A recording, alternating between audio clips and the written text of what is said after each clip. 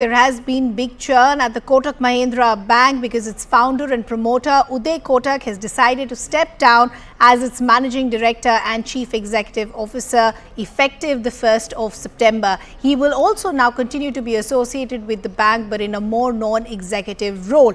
Uday Kotak led the Kotak Mahindra group for 38 long years, and in an emotional long note that he in fact put it on Twitter as well, he said that the founders go away, they come and go, but the institution flourishes into perpetuity. Till RBI's approval comes, Dipak Gupta will take interim charge. CNBC TV 18, Shereen Bhan in fact spoke to Uday Kotak after he put out this statement. Let's listen in. Take me through why you felt the need to make this decision. We spoke barely a week ago. You didn't give any indication on how soon you were anticipating to make this change. You did, of course, talk about succession, but you didn't give any indication or a hint about the fact that you were looking at this decision being barely a week away. So, Shereen, the bank is required by the Reserve Bank to have three senior positions step down no later than 31st of December, which is the chairman, managing director, and the joint managing director. So we are all in what is called the transition phase as per the regulatory guidelines. And since all three of us were supposed to be going out before 31st December, I felt it appropriate that we sequence the transition. And therefore, I took the decision and went to the board with my resignation, and the board has accepted my resignation. At the same time, has appointed Mr. Dipak Gupta in the interim as the managing director and CEO, subject to RBI approval. Mr. Dipak Gupta's term also ends on 31st December.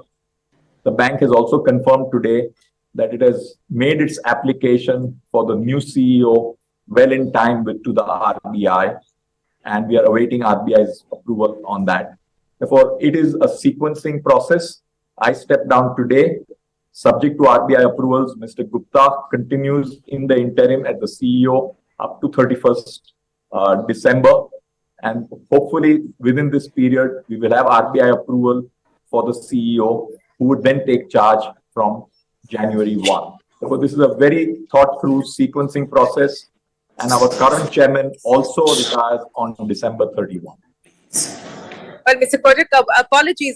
As I said, this is a Saturday surprise and a shock. So I'm speaking to you from the airport, and there's a lot of ambient noise over me. But I wanted to get a couple of clarifications in, sir, because as you pointed out, even Mr. Gupta's appointment is an interim measure pending the RBI's approval. But you were also meant to submit names to the RBI, proposals from your end as possible successors by the 31st of August. Have you sent in those names, Mr. Kotak?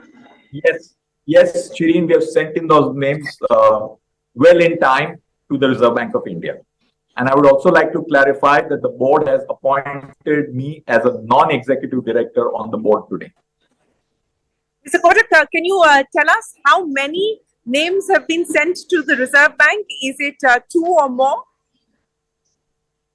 The requirement is at least 2 names, and the bank has sent 2 names in order of priority.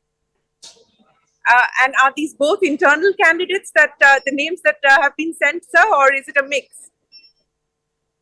Shereen, I think you'll have to wait for that information. So keep your horses held till then.